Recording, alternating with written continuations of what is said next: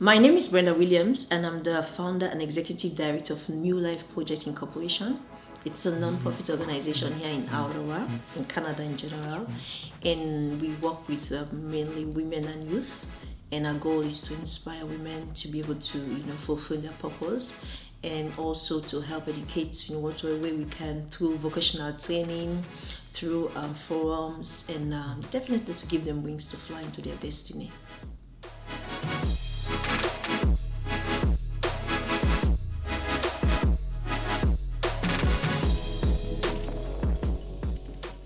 Yes, actually, professional-wise, I'm a translator.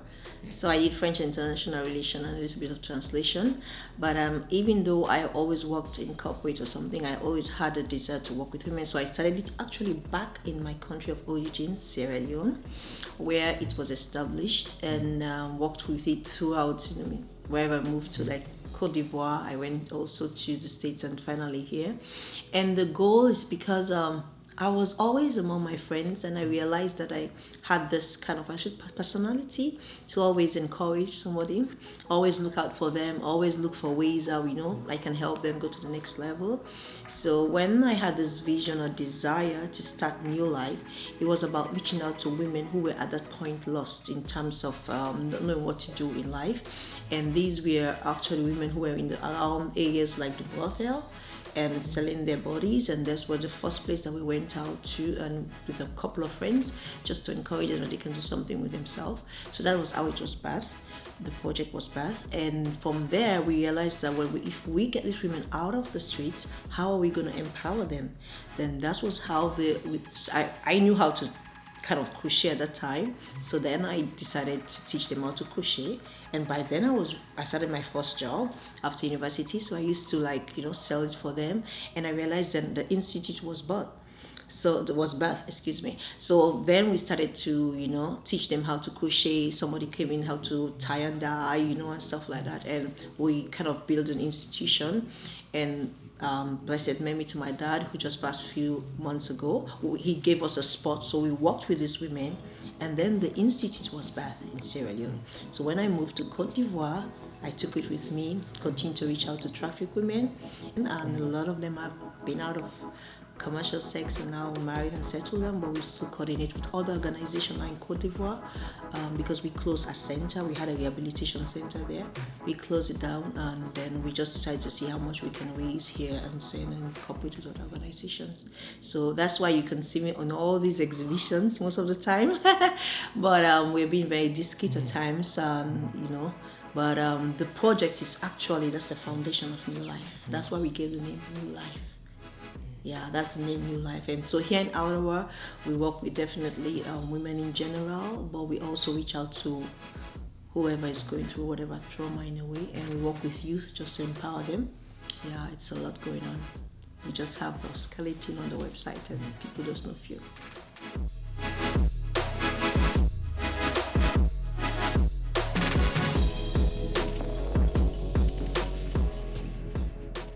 So definitely we were not expecting, and nobody was expecting a lockdown and all this drama. But after working, as I said, with all the experience, because resilience is not just now. It takes to build. You have time to build yourself with being resilient with situations. So I think my experience from all these different countries, working with all these women, trying to manage the project, sustain the project, gave me toughness, gave me the wisdom how to manage the project even during pandemic.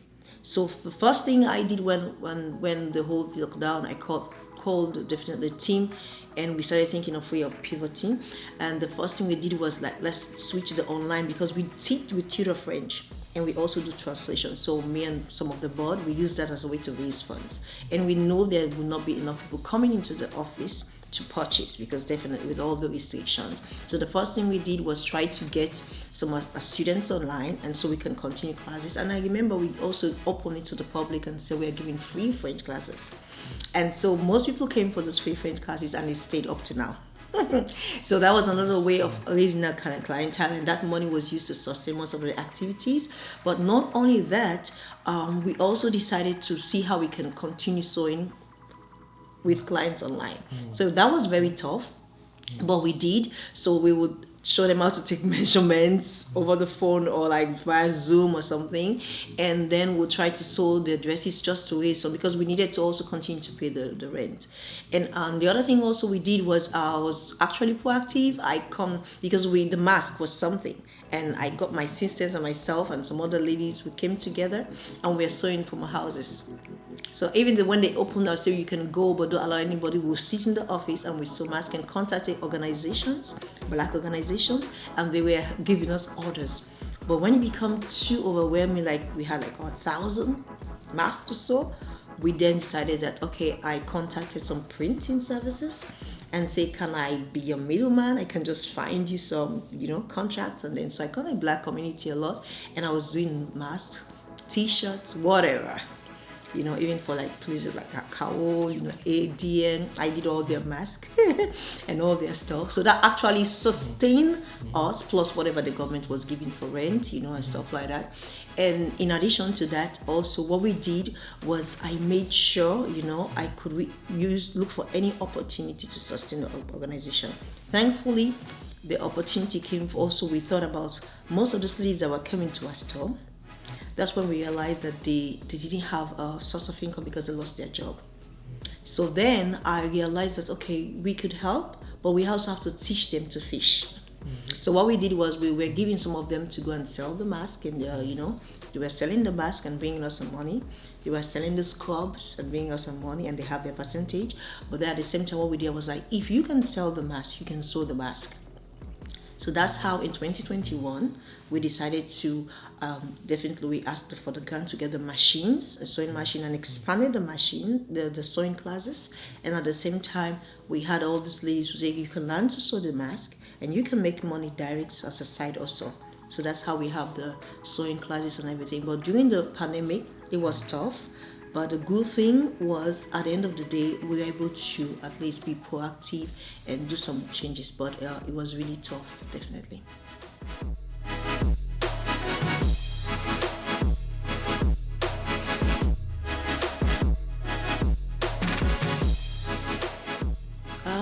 The first thing that comes to my mind is like perseverance. Perseverance in difficult situation. Being tough, never giving up. The tenacity to see the situation saying no to you, and you still go for it and say it's gonna be okay, it's gonna be well, it's gonna work out. And all that I say when it comes to resilience, it was not built in a day. It took time from your childhood. There are some things you were doing and never knew, and subconsciously you were building resilience. With situations you've gone through, there are times where you don't know that you're building resilience. And when you have an opposition or a situation like the pandemic, that thing that rises from within your gut and say, I'm going to make it, I'm going to do it, no matter what, that's the resilience for me. Because as I said before, when everything was going around, I kept telling myself, you're not going to close down the system. You're not going to shut down. You're not going to shut down. But that was the resilience in me saying that you're going to fight to keep those doors open. So as a result of that, I did whatever I can. Whatever I can. Was it teach? Was it sew? Was it be a middleman? Whatever I can do to make sure the rent is paid. Knowing that no matter what, that situation doesn't last forever. So when you have that particular component of resilience in you, you will always see something good in 5, 1, 2, 6 months. and that will keep you pushing, because no matter what, it's gonna pass away. This too shall pass away. And but it takes resilience to be able to, and faith to know that it's gonna work out. And so today, I won't say that we have everything, but at least we're able to come out in a situation wherein we can be able to continue the work and serve our community and continue to serve the women and youth that we serve. But then we had a place where we had to fight as a team.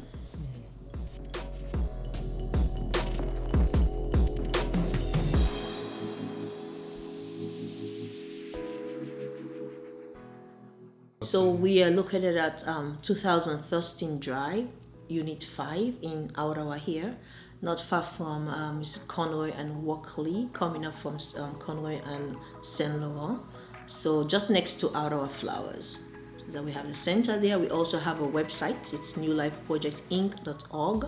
You can also locate us at, also reach out to us 613-699-7205 or at info@newlifeprojectinc.org. We are also on Facebook and definitely Instagram, New Life Project Inc.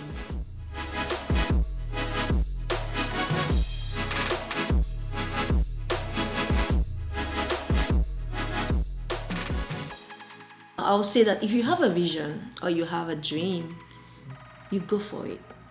You go for it with everything in you. There are times it doesn't seem like it's working out. At times it seems like you're wasting your time. But I want to encourage you to keep pushing. Remember, it's for an appointed time. It will definitely manifest. And in all this, you have to be strong. You have to be bold. Let tenacity rise up in you. Let strength rise up in you. Because you know one thing, you don't have the vision for just because it's for you. It's for generations. What I'm building now in your life, it's for generations to come. So it might not be for the older people to generation today, or maybe the youth in future. Maybe a mother out there who needs just a side hustle to keep her life going as a single mom. Maybe for a youth who needs something to value themselves with arts and crafts or sewing, or somebody who wants to take a challenge to a second language. We're there. So just keep doing what you're doing and be focused. Be focused.